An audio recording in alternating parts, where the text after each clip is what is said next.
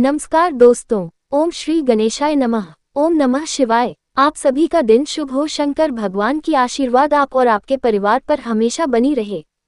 हर हर महादेव। आइए प्रिय श्रोताओं, इसी शुभ अवसर पर सुनते हैं श्रावण मास की कुछ प्रेरणादायक कथाएं। अगर आपको ये कथा प्रसंग अच्छी लगी हो तो ऐसी ही और धार्मिक कथा प्रसंग को सुनने के लिए आप हमारे YouTube चैनल को सब्सक्राइब, लाइक और ज़्यादा से ज़्यादा लोगों के साथ शेयर करें। अपने विचार हमें कमेंट बॉक्स में जरूर भेजें।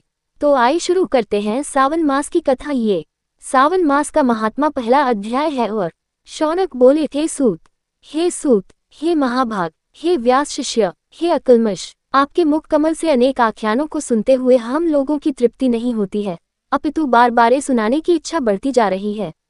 तुला राशि में स्थित सूर्य में कार्तिक मास का महात्म्य, मकर राशि में माघ मास का महात्म्य और मेष राशि में स्थित सूर्य में वैशाख मास का महात्म्य और इसके साथ उन मासों के जो भी धर्म है उन्हें आपने भली भांति कह दिया। यदि आपके मत में इनसे भी अधिक महिमा में कोई मास हो तथा भगवत प्रिय कोई धर्म हो तो आप उसे अवश्य कहिए, जिसे सुनकर कुछ अन्य सुनने की हमारी इच्छा न हो।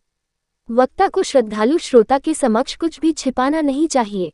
सूत जी बोले, हे मुनियों, आप सभी लोग सुने। मैं आप लोगों के वाक्य गौरव से अत्यंत संतुष्ट हूँ। आप लोगों के समक्ष मेरे लिए कुछ भी गोपनीय नहीं है। दम्भ रहित होना, आस्तिकता, शठता का परित्याग, उत्तम भक्ति, सुनने की इच्छा, विनम्रता, ब्राह्मणों के प्रति भक्ति परायणता, सुशीलता, मन की स्थिरता, पवित्रता, तपस्विता और अनसूया, ये श्रोता के 12 गुण बताए गए हैं। ये सभी आप लोगों में विद्यमान हैं, अतः मैं आप लोगों पर प्रसन्न होकर उस तत्व का वर्णन करता हूँ। योजक चिन्ह। एक समय प्रतिभाशाली सनत कुमार ने धर्म को जानने की इच्छा से परम भक्ति होकर विनम्रता पूर्वक ईश्वर भगवान शिव से पूछा। से युक्त योजक चिन्ह। सनत कुमार बोले, योगियों के द्वारा आराधनीय चरण कमल वाले हे देव, हे महाभाग, हमने आपसे अनेक व्रतों तथा बहुत प्रकार के धर्मों का श्रवण किया, फिर भी हम लोगों के मन में सुनने की अभिलाषा है।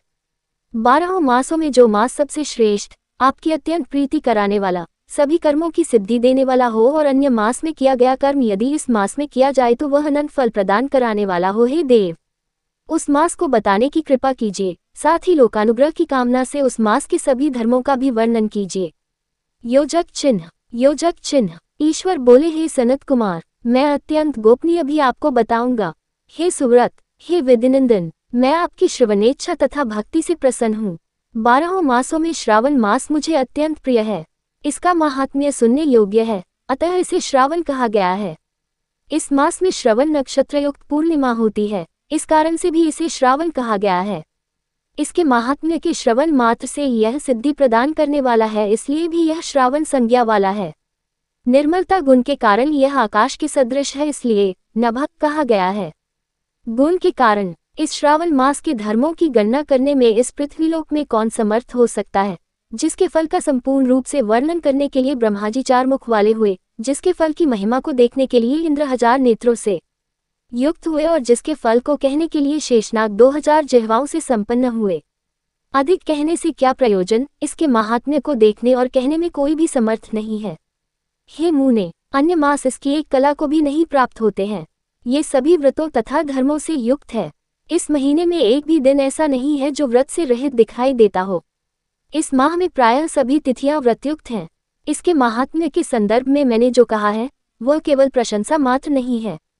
आर्तों, जिज्ञासुओं, भक्तों, अर्थ की कामना करने वाले, मोक्ष की अभिलाषा रखने वाले और अपने अपने अभीष्ट की आकांक्षा रखने वाले चारों प्रकार के लोगों, ब्रह्मचर्य, गृहस्थ, वानप्रस्थ, संन्यास आश्रम वाले को इस श्रावण मास में व्रतानुष्ठान करना चाहिए। योजक चिन्ह। सनत कुमार बोले, हे भगवन, हे सतम, आपने जो कहा कि इस मास में सभी दिन एवं तिथियां व्रत रहित नहीं है, तो आप उन्हें मुझे बताएं, किस तिथि में और किस दिन में कौन सा व्रत होता है, उस व्रत का अधिकारी कौन है, उस व्रत का फल क्या है, किस किसने उस व्रत को किया, उसके उद्यापन की विधि क्या है, प्रधान पूजन कहाँ हो और जागरण करने की क्या विधि है, उसका देवता कौन है, उस देवता की पूजा कहाँ होनी चाहिए, पूजन सामग्री क्या क्या होनी चाहिए और किस व्रत का कौन सा समय होना चाहिए। हे प्रभु, वह सब आप मुझे बताएं। यह मास आपको प्रिय क्यों है, किस कारण ये पवित्र है, इस मास में भगवान का कौन सा अवतार हुआ, ये सभी मासों से श्रेष्ठ कैसे हुआ और इस मास में कौन कौन धर्म अनुष्ठान के योग्य है। हे प्रभु, ये सब बताएं। आपके समक्ष मुझ अज्ञानी का प्रश्न करने में कितना ज्ञान हो सकता है, अतः आप संपूर्ण रूप से बताएं। हे कृपालो, मेरे पूछने के अतिरिक्त भी जो जो शेष रह गया हो उसे भी लोगों के उद्धार के लिए कृपा करके बताएं। रविवार, सोमवार, भानुवार, बुधवार, बृहस्पतिवार, शुक्रवार और शनिवार के दिन जो करना चाहिए, हे विभो, वह सब मुझे बताए। आप सबके आदि में आविर्भूत हुए हैं, अतः आपको आदि देव कहा गया है। जैसे एक की विधि बाधा से अन्य की विधि बाधा होती है, वैसे ही अन्य देवताओं के अल्प देवत्व के कारण आपको महादेव माना गया है। तीनों देवताओं के निवास स्थान पीपल वृक्ष में सबसे ऊपर आपकी स्थिति है। कल्याण रूप होने के कारण आप शिव हैं और पाप समूह को हरने के कारण आप हर हैं। आपके आदि देव होने में आपका शुक्ल वर्ण प्रमाण है, क्योंकि प्रकृति में शुक्ल वर्ण ही प्रधान है, अन्य वर्ण विकृत है। आप कर्पूर के समान गौर वर्ण के हैं, अतः आप आदि देव हैं। गणपति के अधिष्ठान रूप 4 दल वाले मूलाधार नामक चक्र से, ब्रह्मा जी के अधिष्ठान रूप 6 दल वाले स्वाधिष्ठान नामक चक्र से और विष्णु के अधिष्ठान रूप 10 दल वाले मणिपुर नामक चक्र से भी ऊपर आपके अधिष्ठित होने के कारण आप ब्रह्मा तथा विष्णु के ऊपर स्थित हैं। यह आपकी प्रधानता को व्यक्त करता है। हे देव, योजक चिन्ह, एकमात्र आपकी ही पूजा से पंचायतन पूजा हो जाती है, जो कि दूसरे देवता की पूजा से किसी भी तरह संभव नहीं है। आप स्वयं शिव हैं। आपकी बाईं जांघ पर शक्ति स्वरूपा दुर्गा, दाहिनी जांघ पर गणपति, आपके नेत्र में सूर्य तथा हृदय में भक्तराज भगवान श्रीहरि विराजमान हैं। अन्न के ब्रह्मारूप होने तथा रास के विष्णु रूप होने और आपके उसका भोक्ता होने के कारण हे ईशान, आपके श्रेष्ठत्व में किसे संदेह हो सकता है। सबको विरक्ति की शिक्षा देने हेतु आप शमशान में तथा पर्वत पर निवास करते हैं।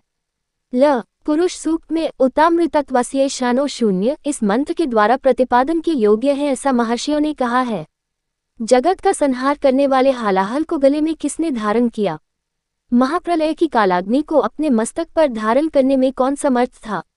संसार रूप अंधकूप में पतन के हेतु कामदेव को किसने भस्म किया? आप ऐसे हैं कि आपकी महिमा का वर्णन करने में कौन समर्थ है?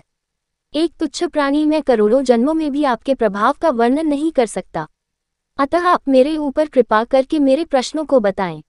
इस प्रकार श्रीस्कंद पुराण के श्रावण मास महात्म्य में पहला अध्याय पूर्ण हुआ। कथा को अंत तक सुनने के लिए आप सबका बहुत बहुत धन्यवाद। सभी भक्तगण बोलिए शंकर भगवान की जय।